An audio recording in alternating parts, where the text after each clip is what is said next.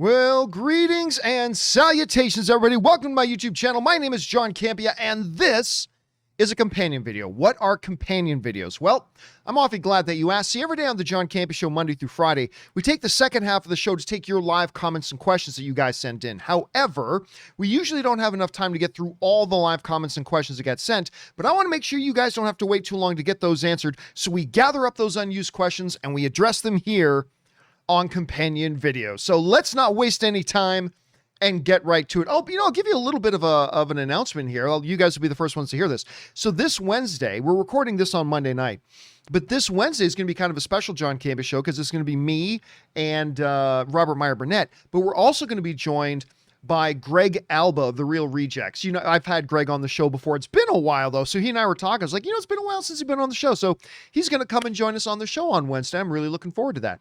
Anyway, let's get to your questions, shall we? We'll start getting caught up here with my buddy Kevin Rubio, who writes in, congratulations, Aaron. Do you have an Amazon baby registry / wish list? For those of you who missed on a Friday on our show before the live stream got kaputted, Aaron announced to the world, I've known about it for a while, but Aaron announced to the world that her and Tom are having a baby, and we're all very, very excited for them. And thank you, Kevin, and thank you to everybody else who sent in well wishes before the show ended that day. She really appreciated it, and so did I. So thanks for that, guys.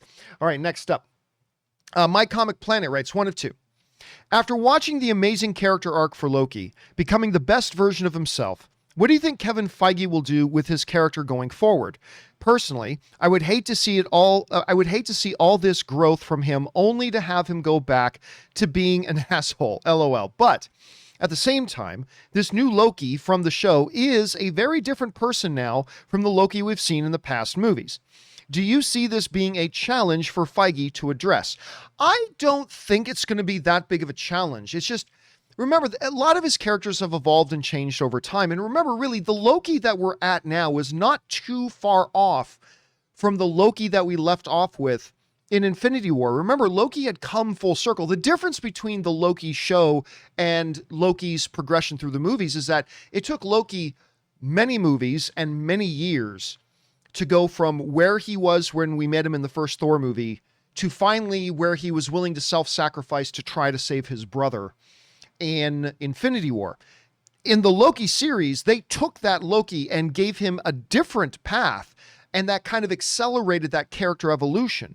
But it just kind of watered the same seed that he had buried in him. So yeah, I think Kevin Feige's been thinking about the future and direction of Loki for a while, and I would like to see him taking on more of a, what's the word for it? An anti-hero sort of thing. I want to see him be a badass. I'd love to see him fight alongside his brother. I love that in Thor Ragnarok, seeing the Odin son brothers fighting side by side. I'd love to see more of that. All right. Thanks a lot for My Comic Planet. Next up, we've got Ben Rayner, who writes, hey, John, happy Friday. This was obviously sent in yesterday. Well, the last show that we did on Friday. In the It's So Bad, It's Great discussion, have you ever seen the 1986 Babes in Toyland? I did, unfortunately.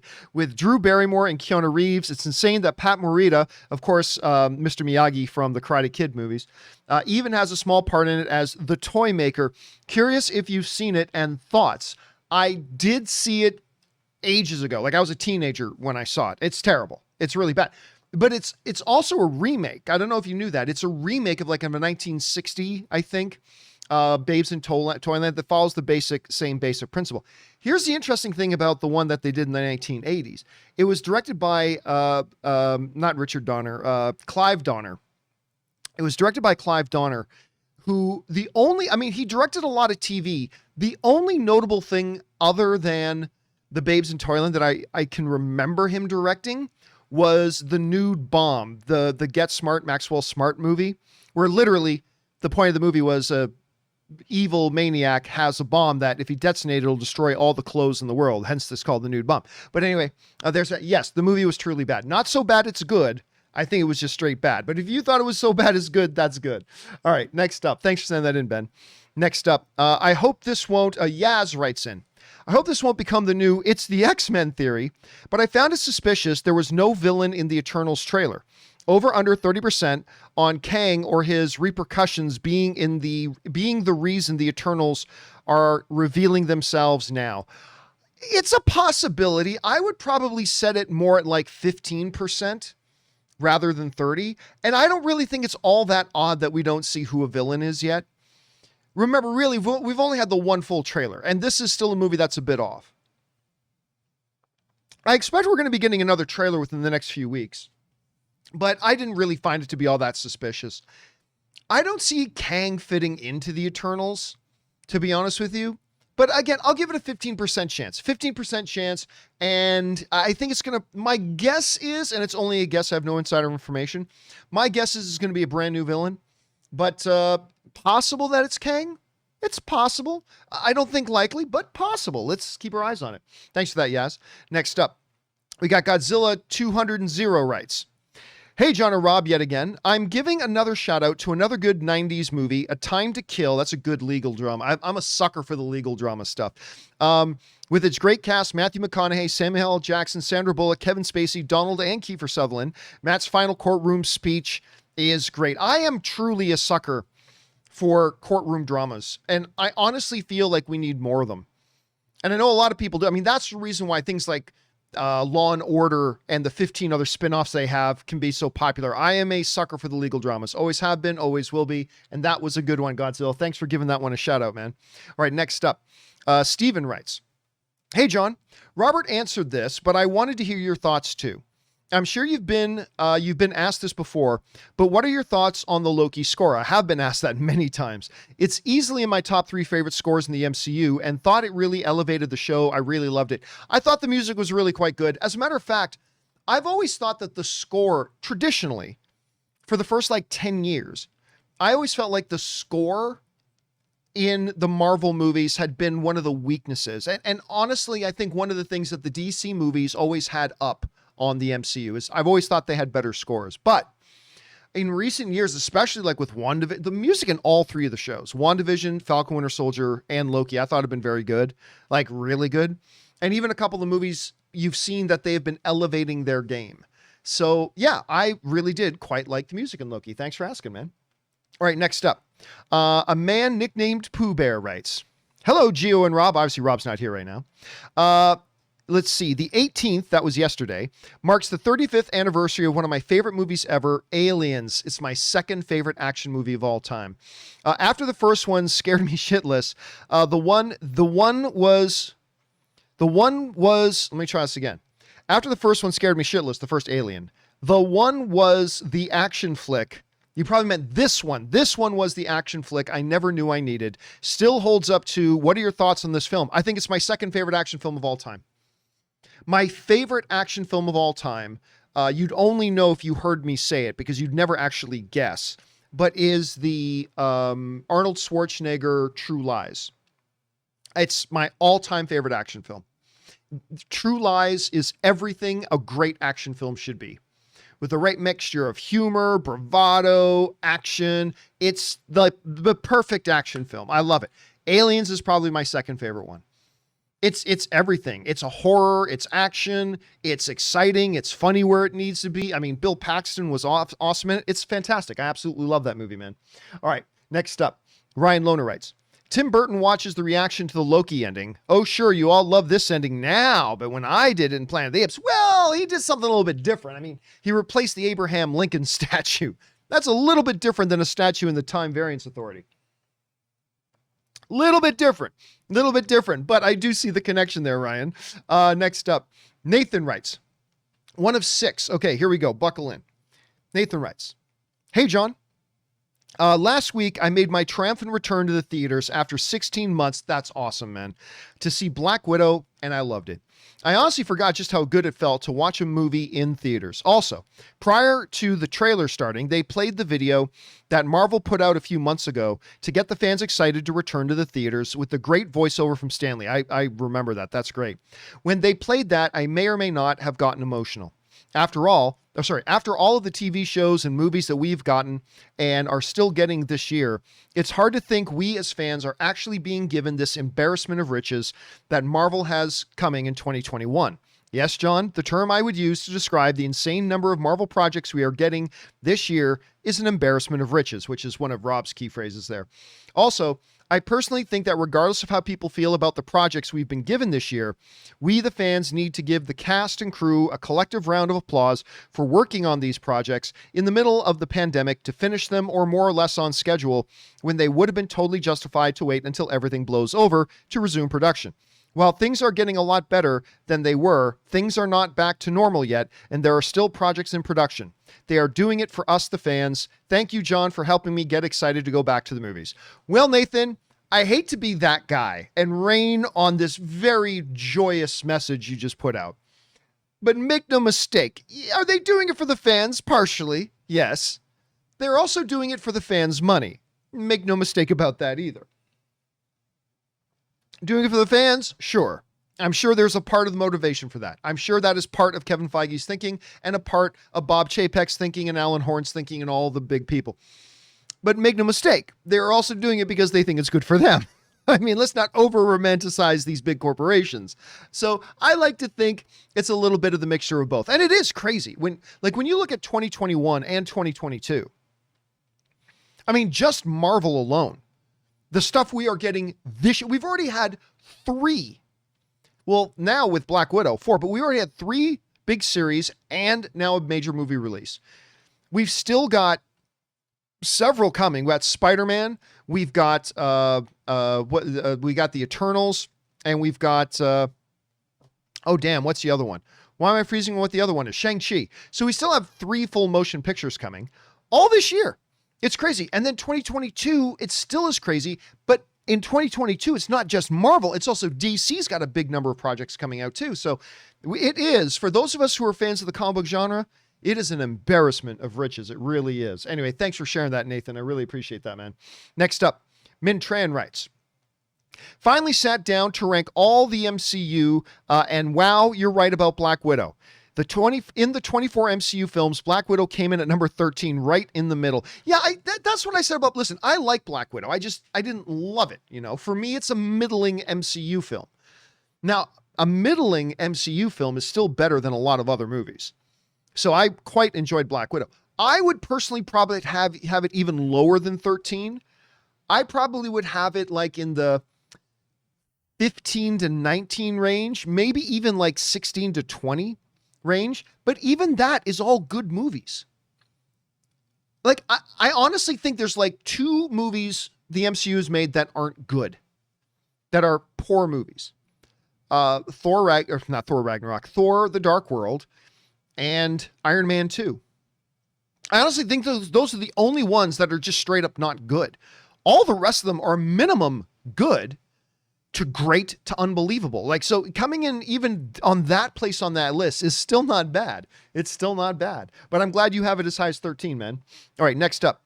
Min Tran also writes, if shows like Loki or The Mandalorian have a higher episode count per season, like 13 or 24, would pointless episodes like the Tatooine episode or episode 3 of Loki bother you just as much? Yes, and here's why. Because you can do side stories. Here's a great example.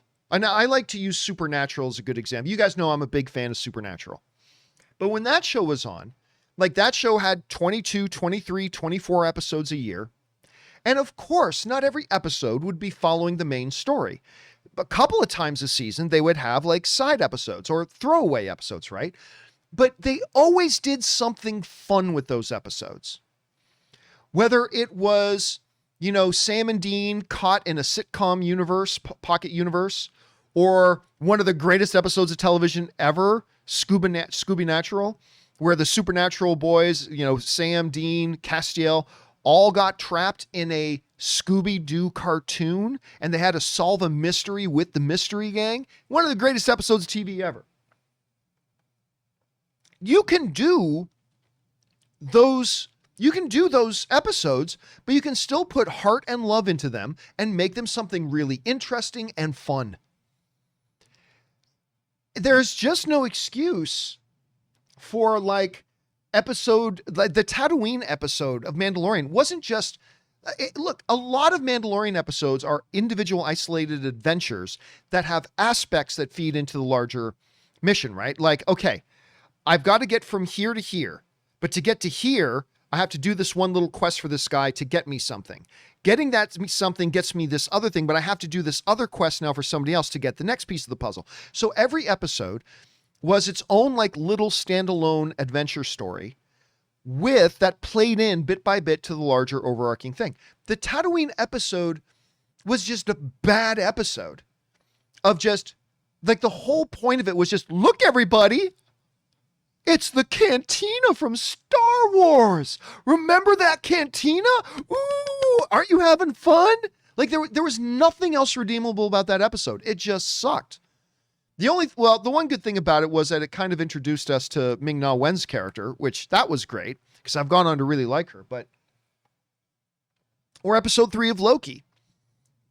It was literally just them sitting on a train, having some kind of inexplicable stuff happen, and then the episode ends. Like, I get it. They were trying to use that episode to show a growing bond or developing bond between Loki and Sylvie, but you can do that while other things are happening. You can do that through a narrative. Give us a side mission or a side story that they get involved in that then shows that going up. Getting on a train to travel to a ship is not that.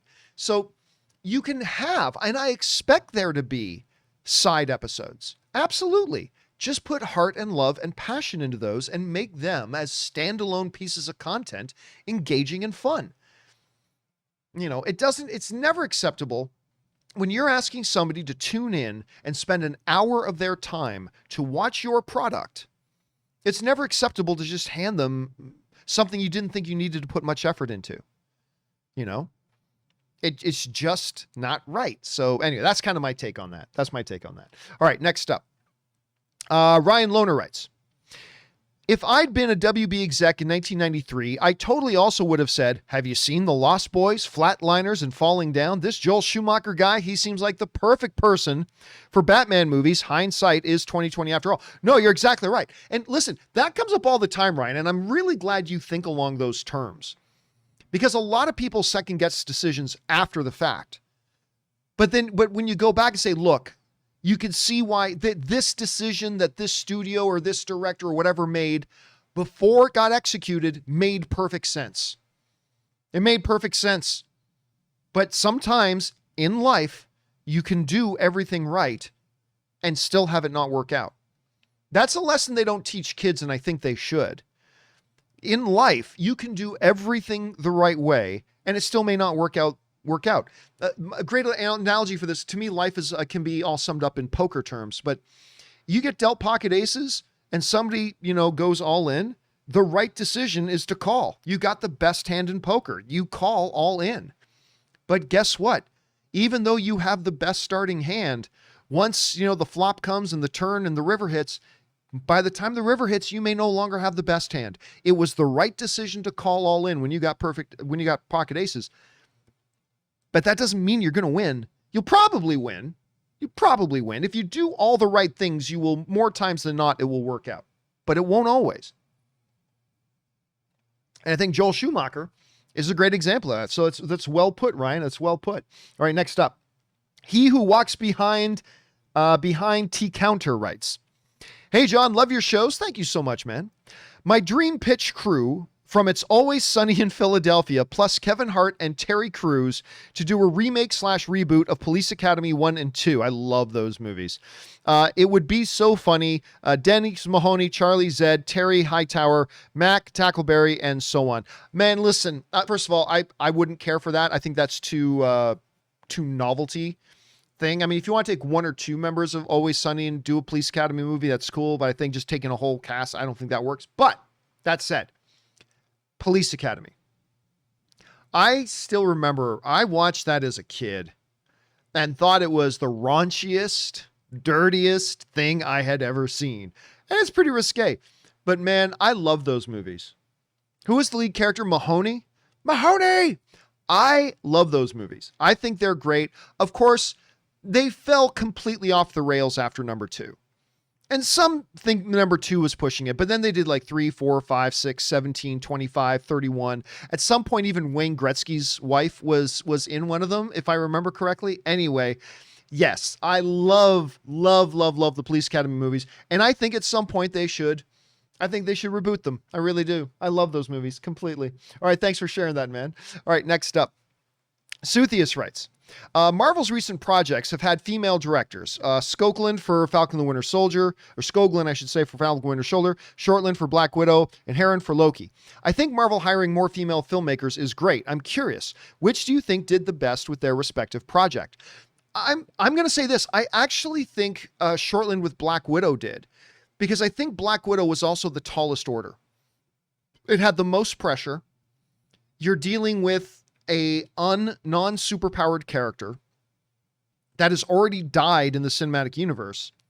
And you've now got to take that character, add to their background, give us something interesting, and make a fun and engaging movie. Now, I think they really blew it with the villains in that movie. I mean, they totally crapped the bed with the villain. I thought Taskmaster was terrible. I thought the Ray Winstone character was terrible. They just crapped the bed with the villains. But I liked everything else about the movie. I thought the action was good. I thought the family dynamic stuff was great. David Harbour as the Red Guardian. I will watch a total solo movie of his any day. You announce tomorrow, I'll be there. I thought he was incredible in it. Rachel Weisz was fantastic in it. Florence Pugh was fantastic. Obviously, Scarlett Johansson. I really liked the movie. And again, to me, it's a middling MCU film. Middling to lower middling MCU film, but I still thought it was quite solid, with it being a massive, massive amount of pressure for that. And so I thought all three of the ones you mentioned did a very good job. I'll give the little bit of a nod to Shortland, even though she's going to have to do better work with villains next time, or at least make sure that part of the script gets ironed out a little bit. All right, A Silly Goose writes, might make some big old babies upset with this one. I loved Captain Marvel. I really like Captain Marvel. I thought it was a really good movie. Made over $1 billion too. And Black Widow. I saw Captain Marvel 3 times in the theater. Was it Higher, Faster, Stronger, or Higher, Stronger, Faster? Whatever. And I've already seen Black Widow twice in IMAX. I don't see them as female superheroes. I just see them as some badass superheroes. I'm a 22-year-old fella, but I have looked up to Black Widow since 2010 in Iron Man 2.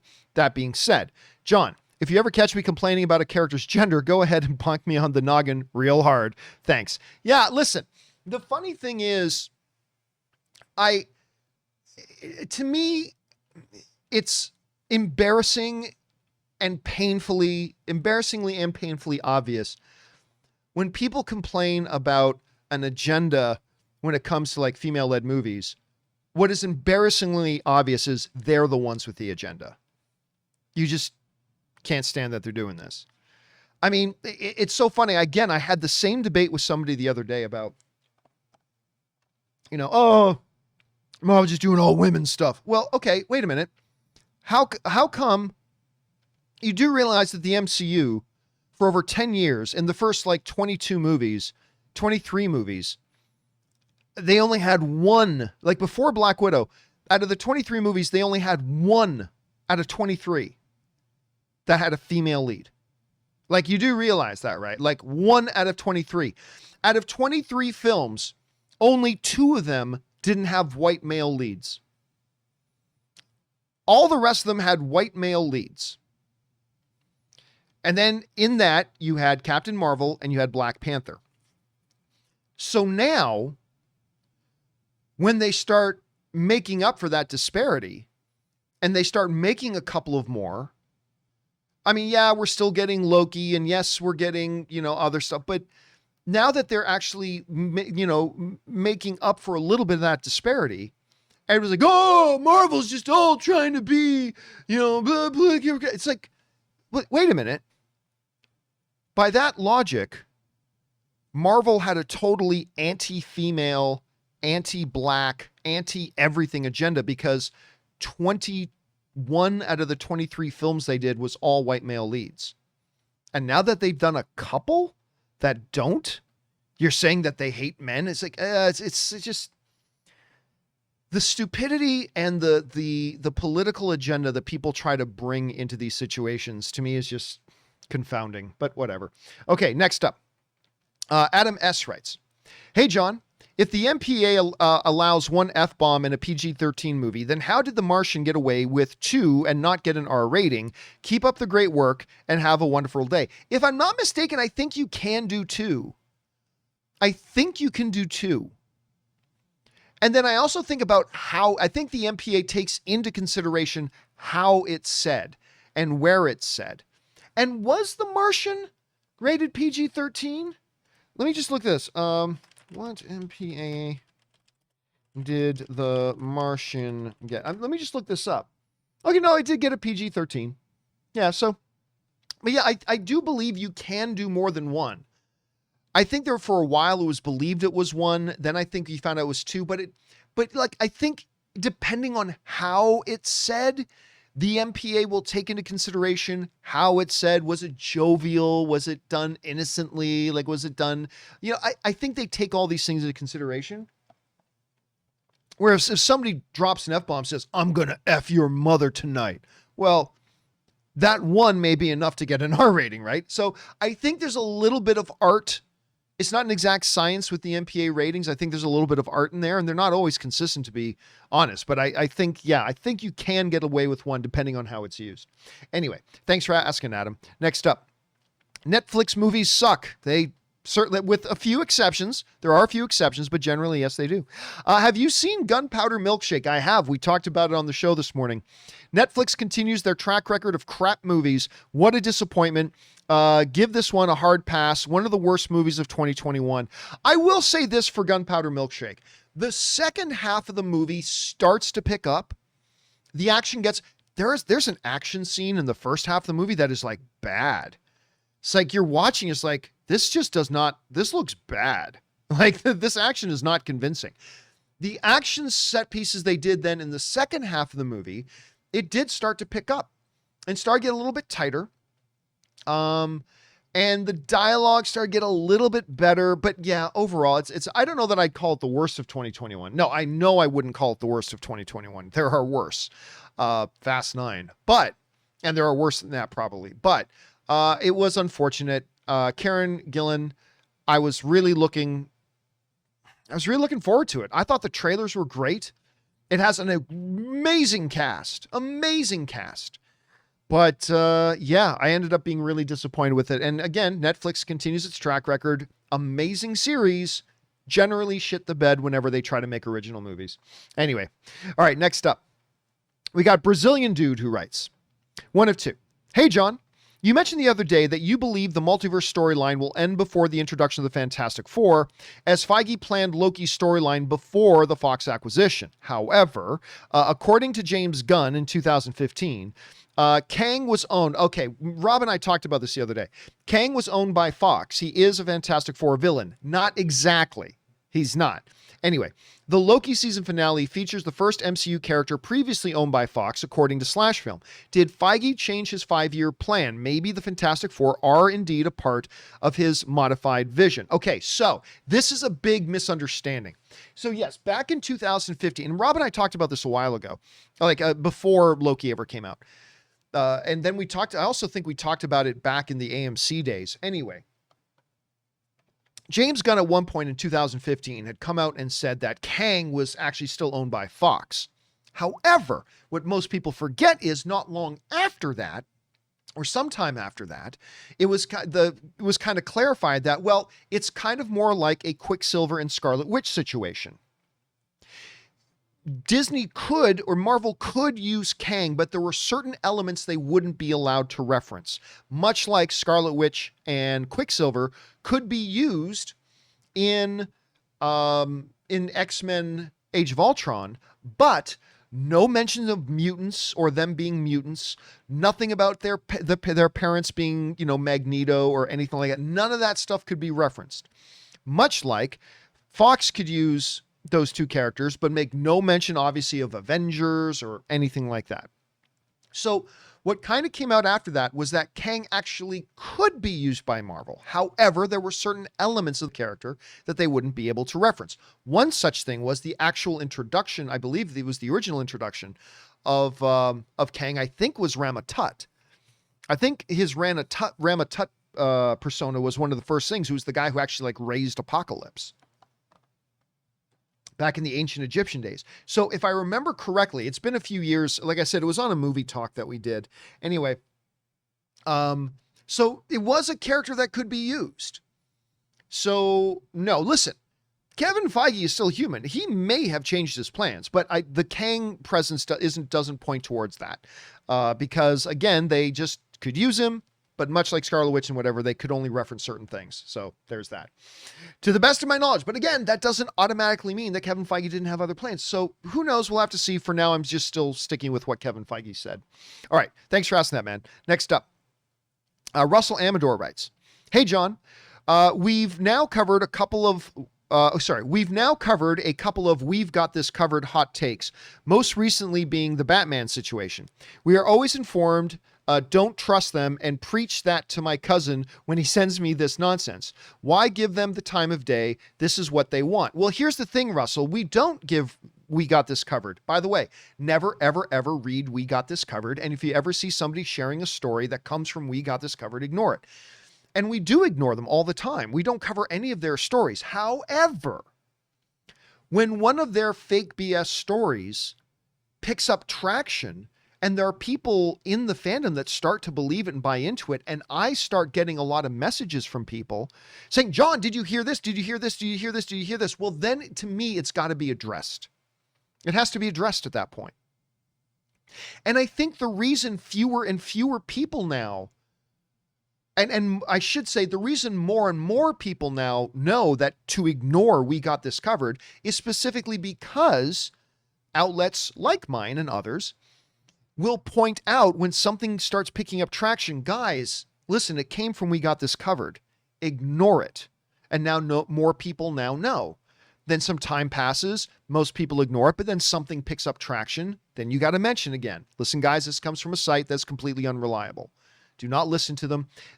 Seriously, there's a Twitter account, I can't remember which one, some of you guys pointed out to me, that actually tracked all the scoops that We Got This Covered did. And it's something like 3%. They have something like a 3% accuracy rate. They actually did the math on it and everything. I can't remember the Twitter account, but it was a bunch of you guys that sent it to me. I remember a long time ago. It's terrible. But yeah, when a bunch of our fellow members in our online community start hearing it and start believing it, and they're not aware of where it came from, then yeah, it needs to be addressed. It has to be addressed. Like, I don't just look at We Got This Covered every day and see a BS story and then say, well, we're going to talk about that on the show. No, it's only once I get a number of people who buy into it writing into me this, like, okay, well, we should address this just to, to end the confusion. But anyway, that's kind of why we do that, Russell. All right, next up. Mark 2021 writes, "Hey, John, I saw somebody write in talking about movie composers and that John Williams was mentioned, and myself am a fan. You talked before that you don't like biopics, but if they announce tomorrow, I don't like musical biopics normally, but anyway, but if they announced tomorrow that a John Williams biopic was being made, would it excite you?" No. And the reason it wouldn't excite me is simply because I have no idea if there's actually an interesting cinematic story to be told about John Williams. Would I go to any venue to watch John Williams tell stories about his career? Absolutely I would. But I don't know if there's anything like, I don't know, maybe John Williams in his early 30s developed a major cocaine problem, almost lost his family and his life and his career, and then courageously, through the help of others in his life, got him back on his feet, and he became the musical genius that he is, which is basically the storyline of every single fucking musical biopic, right? Every musical biopic's the same, practically, right? Somebody born with an amazing gift, they start to get some success, they fall hard on drugs and alcohol abuse and substance abuse, and they pretty much become in danger of destroying their whole lives. But then somebody special comes along and kind of helps them find their true selves and get back on their feet again and to really reach their creative thing. If you're thinking about 5 or 6 different musical biopics, it's because I just described all of them practically. They're all the same. That being said, like, there are some musical biopics I love, like Walk the Line, Bohemian Rhapsody. There are musical biopics I really like, but they're all the same. So if we found out that John Williams had such a story to tell, or had some big drama in his life that would actually make for a good cinematic story to be told, then I'd be interested. But other than that, I wouldn't just instantly be excited about a John Williams biopic because I have no idea if there's anything exciting or big dramatics that happened in his life. I just don't know. For all I know, this was just a smart dude who led a successful, sensible, common sense, smart decision-making life, which is the life to have, but wouldn't make the most interesting movie. You know what I mean? Anyway, that's just my thought on that. All right, next up. Now somebody's going to be making posters of John Williams having a major cocaine habit in his like late 60s or something. Okay, the Wakandan Forever writes, I signed up for my local movie theater rewards program. Nice. They gave me a free popcorn and movie credits. Hey, that's value. Like, his popcorn costs like $7, so why not? I signed up for Regal and AMC too. The deals. I will be couponing later and churning butter by candlelight tonight. Living that Amish paradise, Sean, LOL. And listen, it's really unfortunate, I mean, for many, many reasons about the pandemic, but as it relates to the movie industry and the movie fandom, one of the really big, unfortunate things about the timing of the pandemic was the movie theater industry was really in the midst of this, the biggest metamorphosis they've ever gone through in the existence of the movie theater industry. The transition from a single pay-per-use model that has always been the model of the movie theater industry, always, since the beginning. Buy a ticket, come see a movie. Buy a ticket, go see another movie. And the industry has been going through the most major change in its existence of transferring from that pay-per-use model to a monthly subscription-based model. That is the biggest, most significant transformation the movie theater industry has ever gone through. With the introduction, well, first in the UK, Cineworld had their plan first, but in North America, AMC came out with AMC A-List, Regal as Regal Unlimited, other theater chains developing their own, subscription model. And it's been the best thing in the world for movie fans. And just as they were really coming into the full force of that transition, the pandemic hit. And it's been really unfortunate. But that's good on you, Wakanda, for signing up for those, because I think they are incredible cost savers. They get us more invested in the movie-going experience. I think it's great. So I'm glad you did that, Wakandan. All right, next up. Jesse writes, Hey, John. With Black Widow being available right now on Disney Plus and theaters, I was wondering, when is it cool to send some spoiler questions, because I have some thoughts on the end of the film, but they are quite spoilery. Well, normally speaking,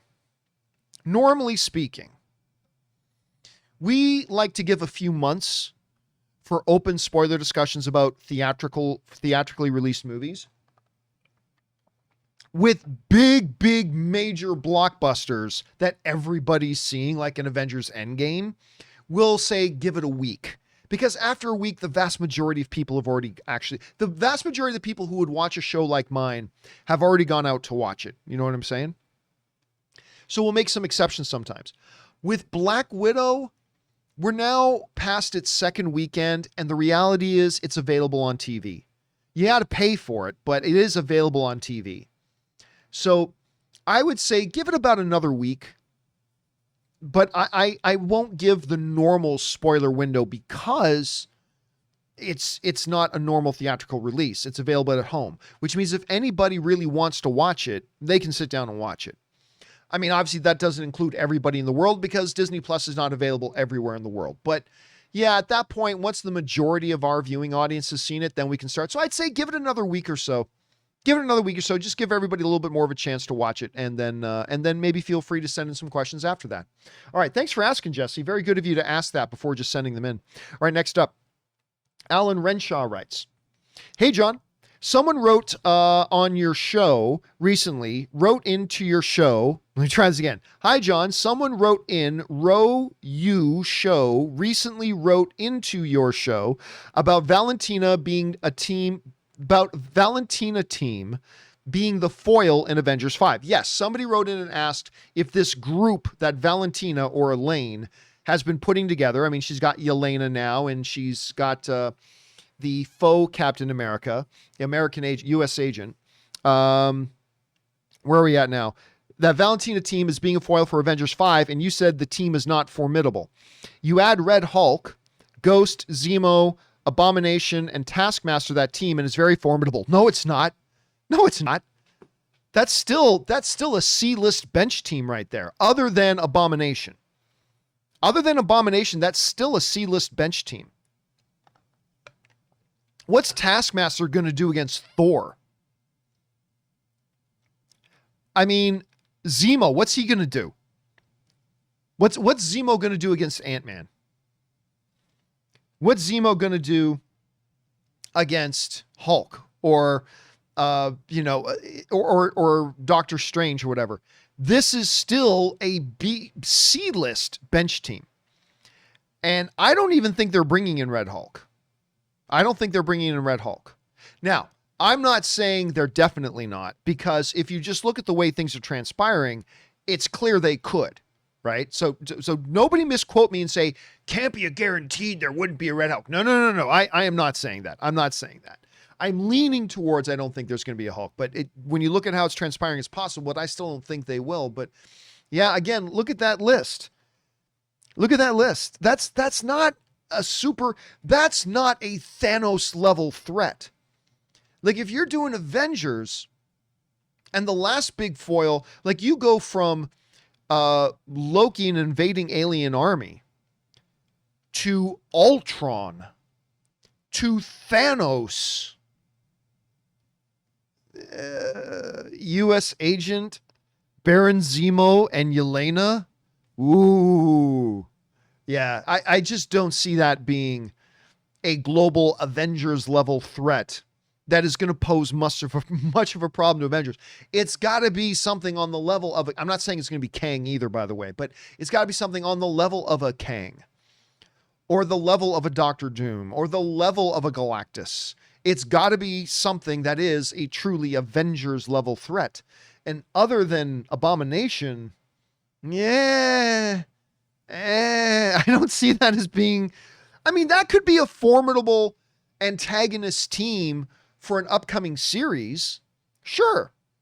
That could be a formidable, antagonist team for an upcoming movie. Sure. But an Avengers level threat, I still think that's a C-list bench team. But that's just my take on it, Alan. That's just my take. I'm sure there are probably a lot of people watching that agree with you, but that's just my take on it. All right, anyway, Caleb writes, including Waller and Flag, there are 18 members of the Suicide Squad. There's 18 members of the squad in Suicide Squad. How many do you think will die? Over or under 8? I think over 8 die. I think, and I have no insider information on that. I'm just thinking, I think it's going to be a significant number. I wouldn't be surprised if there's only 3 or 4 of them left at the end of the show. Honestly, I wouldn't be surprised. I think Peacemaker, I think Harley Quinn, I think, man, those are the only 2 that I think are actually guaranteed to make it out. I'm not even sure about any of the rest of them. I'm really not. So I think it could very well be more over 8. I definitely think it's going to be over 8. We'll find out, Caleb. All right, next up, Willow writes, okay, admit it. Did you jump when Ms. Minutes suddenly popped up on screen on Loki? I actually didn't. I really didn't. I was completely caught off guard because, unlike a horror movie, I wasn't expecting any jump scares while watching Loki. Yeah, no, I didn't. I thought it was great, though. And listen, I wouldn't care if Ms. Minutes popped up in the finale or not if she wasn't used well. She was used well. That little clock was used really well. And I thought it was great. I loved her manner. I loved the way she carried herself. I loved the way she talked to the characters. I thought it was great. But honestly, it didn't surprise me when she popped up because, they're going into the castle in that palace. I was kind of expecting something. So when she popped up, it didn't really catch me all that off guard. But I could totally see why it would. All right, thanks for writing that in, Willow. Next up, Koa1708 writes, who would win? Xander Cage, Triple X, versus Dominic Toretto from Fast and the Furious. As you know, these are basically invincible gods. Yes, but it would absolutely be Dominic Toretto. Dominic Toretto is the one they would have win because that is by far the more valuable, monetarily wise character out of the 2. Yeah, Xander Cage has had a couple movies, that's great, but they've built an empire around Fast 9. So definitely they would absolutely have Dominic Toretto win that fight. 100%. All right. Wakanda Forever also writes in, am I overly sensitive, John? Space Jam: A New Legacy. I saw Porky Pig rap and Looney Tunes play basketball. Bugs Bunny, Daffy Duck, Speedy Gonzales. I know it's a cartoon, but I shook my head. Now people understand why Black Panther was such a big deal. I'll be honest with you, I'm not quite sure what your point is. By the way, the Porky Pig rap, maybe the rap was kind of cringy, but when they introduced him as the Notorious P.I.G., I didn't like Space Jam 2 at all. I thought it was really bad, but it had moments, and I actually thought that moments when they called him the Notorious P.I.G., I'm not gonna lie, I laughed out loud. I thought that was pretty funny. But when you bring up the point about now people understand why Black Panther was such a big deal, are you suggesting, now I might be misunderstanding you, okay? It's totally on the table. I may totally just be misunderstanding you. But are you suggesting that if you do a movie, only a Black person can rap and only a Black person can play basketball? Again, I might be misunderstanding you, but let me read it again. Am I overly sensitive? Space Jam: A New Legacy. I saw Porky Pig rap and Looney Tunes play basketball. Bugs Bunny, Daffy Duck, Speedy Gonzales. I know it's a cartoon, but I shook my head. Now people understand why Black Panther was such a big deal. I hope I'm wrong, Wakandan. I hope you're not suggesting that in film only somebody who is Black can rap and only somebody who is Black can play basketball. I don't know if you knew this. True story. Basketball was created by a pasty white Canadian like myself. It's true. It's damn true. It was actually invented by a pasty white Canadian boy. Created the game of basketball. You can go look it up. I'm sure many of you have never heard that before. Go look up who created basketball. Good Canadian kid. So if I'm misunderstanding you, Wakandan, which I think is a possibility here, I apologize. But yeah, I other than that, then if you are saying what I think you're saying, then I will say yes to your initial statement. I think you're being overly sensitive, but that's just me. Thanks for sharing your thoughts either way, man. All right. Suthius writes, this is the tale of, I know. This is the tale of Captain Jack Sparrow. It was one of the greatest music videos ever made. I will fight you. I will fight you over the truism of that statement. One of the greatest things. Lonely Island, Michael Bolton, Captain Jack Sparrow. A mythical quest to the Isle of Tortuga. Ravenlock's way on the ocean breeze. Yeah. I love this song. I will blast it in my home or in the car. Awesome beat too. It is one of the greatest music videos ever made. Lonely Island's Captain Jack Sparrow is straight up one of the greatest music videos ever made. And like I said, I will fight you over that statement. I totally will. All right, let's move on. All right, next up, we've got Miguel Zayan, who writes, hey, John, regarding the topic that was discussed days ago of protagonists being in a lose-lose situation due to the antagonist, how about Seven? That was a pretty good one. Spacey and Brad Pitt. Yep. Also, Michael Corleone wanting to know who the traitor is in part 2. Thoughts? I'm not quite sure how that one applies. But so what Miguel is talking about, somebody brought up a great question the other day about, when in the movies, the villain of the film puts the hero into a basically no-win scenario, right? Like no matter what they do, really they lose. And it's a great question. And I know this has happened a lot. It's just not a list I walk around with off the top of my head. So what I said at the time is the one that really comes to mind was The Dark Knight, when Batman had to choose, do you save Harvey Dent? Do you save Rachel? And, he had to make a choice.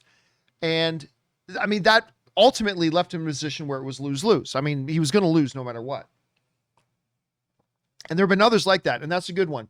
The one you're mentioning about Seven is a pretty decent one. Again, I'm not quite sure about how the Corleone one works. Of course, he ends up killing Fredo.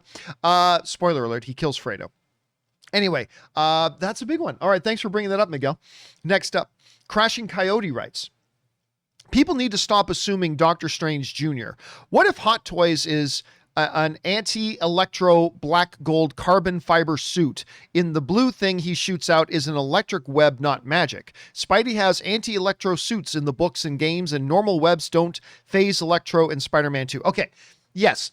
So for those of you who don't know what Captain Coyote or a Crashing Coyote is talking about, hold on a second. Let me see if I can grab this image. Okay, so this is the image in question, right? That came up. And, obviously the web slinging. The description, I believe, mentioned mystical webs. I believe the description mentioned mystical webbing. Plus, some people point out that the blue thing on his chest is connected to a Doctor Strange thing. So this isn't an anti-Electro suit. This is mystical energy. Now you can say, well, what if it's this and what if it's that? And all that. Sure, we could talk about what ifs till the cows come home. You know, hey, what if that's a Venom symbiote on him with gold piping? I mean, right? The Spider-Man Venom symbiote outfit was black. So maybe what if it's that? I mean, sure, we can come up with a billion what ifs. Now look, going on the Doctor Strange Jr. thing, I have said every time it's come up that let's give Kevin Feige the benefit of the doubt. Maybe it won't be that way. And maybe they'll come up with a really good narrative situation to kind of explain it. But right now, what they're showing us is a toy of Spider-Man from the upcoming movie covered in mystical energy and shooting out mystical webs. And we know Doctor Strange is going to be part of it. And we see the Lego sets of them all in, you know, Doctor Strange's lair at the same time. So yeah, it's natural that people would start wondering, okay, so then how connected is Spider-Man going to be to Doctor Strange? And is this a Doctor Strange Jr. situation, just like they made him Iron Man Jr. in the previous ones? But again, we don't know. We'll give them benefit of the doubt and see how it plays out. But that is obviously, when you look at these images, those are obvious and fair questions to ask. Obvious and fair questions to ask. But we'll see where they go with it, Crashing. All right, next up. Arun Baburj, let me see if I can say this right. Arun Baburaj, I hope I'm saying that pronounced properly. Hey, John, like yourself, I didn't completely buy into the Kang reveal, but when you think about it, the Infinity Saga kind of started with Loki being Thanos' pawn in Avengers. Now, Loki has introduced us to the next Avengers villain, bringing it full circle. Well, I mean, look, everything in Loki was pointing towards Kang, right? We talked about that for a couple of weeks. Everything in the show pointed towards Kang. From Kang being written on the Avengers Tower to Ravonna being in there, who's directly connected to Kang, to Alioth, which in the comics is directly connected to Kang, to the Void Castle, which is directly connected to Kang. I mean, everything about this was about pointing towards Kang. I still didn't think it was 100% certainty. I said at the end of the day, I gave it an 85% was Kang. I lowered that the day of the finale to 60%. I think it was a 60% chance it was going to be Kang, 40% chance it was going to be a Loki variant. So I was leaning towards Kang because everything was pointing towards him. I am not convinced, though, that he's the next Avengers villain. I'm not at all. We're still a long ways off from another Avengers movie. And I kind of think they may wrap up this main story come Doctor Strange 2. I don't know that there. I'm just kind of taking guesses. But I'm not convinced he's the next Avengers villain. I'm not. He could be. It's possible. But I am not bought in on that yet. I'm just not. All right, next up. Brandon Visconti writes, hey, John. So Rob answered this. Thank you, Rob. But now I want your opinion. Since you are Canadian native, were you ever a fan of Degrassi, The Next Generation, or Degrassi in general? Thanks, bro. Never watched it. I know that's a very un-Canadian thing for me to say. I never watched Degrassi Junior High. I never watched Degrassi, The Next Generation, or whatever it was called. I never watched either of them. And I know that is such a quintessential Canadian thing, but I never watched them. So I can give, I mean, I know a number of the people who appeared in them, but yeah, I never actually watched them, which is kind of weird. I know to a lot of Americans, that's like a Canadian saying they don't play hockey, which of course I do. But no, never watched Degrassi. So that was never my thing. Thanks for asking, Brendan. All right, next up. Anton Riley writes, so I'm a fan of the original Space Jam with Michael Jordan, but this new one looks so awful. I don't want to watch it. No hate to LeBron, but I just don't see the appeal. I'll listen, I'm not going to lie to you. I never liked the one with Michael Jordan all that much. I honestly think that thing gets way overpraised for the nostalgia factor. That's just my opinion. Doesn't mean I'm right. I'm just saying I've never seen the appeal of the original Space Jam, to be honest with you. I never have. And yeah, this new one isn't that good. I didn't think it was much worse than the Michael Jordan one, though, to be honest with you. And again, like I said, I think Space Jam 2 is quite bad. But it has its moments. It does. And again, when the big game is actually going on, it kind of became fun watching the audience because we picked out 20, 30, 40 like random little Easter egg characters just in the audience. And that part was actually kind of fun. And there were some cute moments and some funny lines. It wasn't a total disaster. Overall, it's still pretty bad. Don't get me wrong. Space Jam overall is pretty bad. Space Jam 2, I should say. But it had its moments. And again, I don't think the first one was much better than this one. But that's just me. I know that's sacrilegious to some people for me to say, but that's kind of how I feel about it. All right. Thanks for writing that in, Anton. Next up, Chuck the Mystery writes, "Hey, John. I watched 2 not great but entertaining new films this weekend, and I wondered if you saw either. Gunpowder Milkshake with Karen Gillan, and I thought that was quite bad. Second half was a little bit better than the first half, but overall I thought Gunpowder Milkshake was quite bad, to be honest with you. And Die in a Gunfight with Alexandra Daddario, which was another modern Romeo and Juliet. Interest level thoughts." I'll be honest with you, I'm not even aware of the Alexandra Daddario one. I don't think I've heard of Die in a Gunfight. I don't think I've even heard of that. Hold on a second. Let me look this up. Let me see. Die in a Gunfight. Let's see. Die in a Gunfight. Let me open up the IMDb. So it's got, I've never even heard of this. You know what? Oh, wait a minute. I take that back. Maybe I have. Okay. So it's got Travis Fimmel in it, which was the main guy. He was Ragnar Lothbrok in Vikings. I really like him. I like him a lot. He was also just the star in, what's that damn show on HBO Max? What's it called? Raised by Wolves. He was also starred in Raised by Wolves. He was, of course, the main guy in the Warcraft movie. I like him, actually. I like him a lot. Justin Chatwin's in it. Alexander Daddario, Diego Boneta, who, I thought I said he was one of the ship. Nah, never heard of it. In New York City, a young guy falls for the daughter of his father's nemesis. You're right. That completely sounds like a little bit of a Romeo and Juliet scenario, but not even heard of it, so I really don't have much interest in watching it. But yeah, unfortunately, Gunpowder Milkshake, which I was really excited about, because I thought the trailer was great, ended up really not liking that movie, unfortunately, because I love the people in it. I love the cast, but oof, it was bad.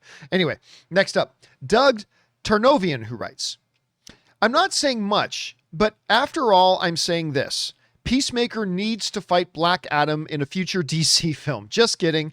I find it cool that The Rock and John Cena are in 2 big movie franchises, Fast and the Furious. Anyways, love the show. I cannot wait for Suicide Squad." Man, listen. I was always excited about Suicide Squad just because James Gunn's directing it. I'm a big Gunn fan. I love James Gunn. And so ever since, we heard he was going to do Suicide Squad, I was like, at first, why Suicide Squad? But then the more I thought about it, the more perfect it was. And of course, the early reactions came out, and they are better than any early reactions I've ever heard for a comic book movie. So I'm totally on board. I cannot wait. Obviously, I don't think we need to see John Cena and Dwayne "The Rock" Johnson as Black Adam and Peacemaker fighting. That would obviously be a very one-sided fight. That's a Black Adam fight all the way. But I am very, very excited to see Suicide Squad, Doug. Like a great, great deal. Thanks for writing that in, man. Next up, Yellow CT writes, 1 and 2. "I just walked out of Roadrunner, a film about Anthony Bourdain." I heard about this. Yeah. "I don't usually get affected by celebrity deaths, but he was such a big indirect influence in my life. I'm a chef myself." Interesting. "That his loss actually hurt me. I don't really have words to summarize this deeply moving documentary except for wow. Grab a friend, get some food, and grab some tissues. Highly recommended." Yeah, I still remember, like, I don't follow celebrity chefs and all that kind of stuff, although I do watch the Food Network, whatever. But Anthony Bourdain was like such a quintessential name for that whole industry. Like when you thought about global food on television, you thought Anthony Bourdain, right? And I remember when we heard him that he died, it was really, really shocking. Obviously, that's not a world I travel in, but I've heard this documentary is quite good, and I do want to check it out. I know my wife is very interested and actually really liked Anthony Bourdain, and so we're both very interested in it. That and the new Val Kilmer one, just called Val. I mean, these are 2 that I'm actually very, very interested in seeing, and thank you for giving it your recommendation, Yellow CT. I appreciate that. All right, guys. And our final question of the day. This one comes into us from Tron, who writes, "Do you think the Loki finale negatively affected Black Widow's second weekend drop?" I really don't. I don't think it had anything to do with it. "With the MCU fans all talking about the finale and long-term effects it could have on the MCU, in my opinion, it didn't seem like people were interested in Black Widow after the first week." I really don't think that had anything to do. I don't think Loki had anything to do with the Black Widow drop-off. It had all to do with Disney's dumb Premier Access program. Deadline actually ran 2 great articles earlier today about why they, Deadline, feel that the Disney Plus subscription, the premium release of it, day and date theaters killed it. And then they ran another one talking about why NATO, the National Association of Theater Owners, why they put out this big long thing, and they made an incredibly long list of very valid points. So I think that had more to do with it than anything. I don't think it had anything to do with Loki. I don't think it had anything to do with Loki. I think there were some other factors as well, but I don't think Loki had anything to do with it at all. But that's just my take on it. Thanks for writing that in, Tron. And with that, that'll do it for this installment of the companion video. Thank you guys for watching this video and spending some of your time with us. Special thank you to all you guys who sent in these questions. Number one, because you gave us great fun things to talk about. But number two, you supported this channel as you did, and all of us involved with the John Campea Show. Thank you guys so very, very much for that support. Okay, guys, don't forget to join me and Robert Meyer Burnett on the John Campea Show tomorrow. Looking forward to seeing you there. And again, don't forget on Wednesday, it's going to be me, Robert, and our good friend from Real Rejects, Greg Alba, is going to be joining us as well. That'll do it for us for now, guys. Thanks a lot for being here. My name's John Campea, and until next time, my friends, bye-bye.